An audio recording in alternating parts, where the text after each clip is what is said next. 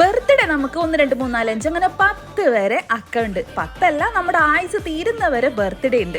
എന്നാൽ ചില കുട്ടികളുടെ ബർത്ത്ഡേക്ക് അവരുടെ ബർത്ത്ഡേ എത്രയാണോ അക്കം വരുന്നത് ആ ഒരു ബർത്ത്ഡേയുടെ ഹൈലൈറ്റ് ചെയ്ത് ചെയ്യാൻ പറയാറുണ്ട്. അപ്പോൾ ഇന്നത്തേത് 5 ആണ് വരുന്നത്. അപ്പോൾ ആ ഒരു 5ന് ഞാൻ ഈ ഒരു ടൂൾ അനുസരിച്ചാണ് ചെയ്യുന്നത് കേട്ടോ. ഒരുപാട് ടൈപ്പിലുള്ള കട്ടേഴ്സ് ഉണ്ട്. പക്ഷെ ഞാനിതിവിടെ ഒരു കട്ടേഴ്സ് എന്ന് പറയാൻ പറ്റില്ല കേട്ടോ. ഇതൊരു കാർഡ്ബോർഡ് ടൈപ്പിലുള്ളതാണ്. അപ്പോൾ ഞാനിതുവരെ ഫോണ്ടൻറ്റ് വെച്ചിട്ട് ഒന്ന് കട്ട് ചെയ്ത് ഒന്ന് ഷേപ്പ് ചെയ്ത് ലെവൽ ചെയ്തിട്ടാട്ടോ ഈ ഒരു ഡിസൈൻ ചെയ്യുന്നത്. അപ്പോൾ ഇത് പ്ലെയിൻ ആയിട്ടുള്ള ഉള്ളത്.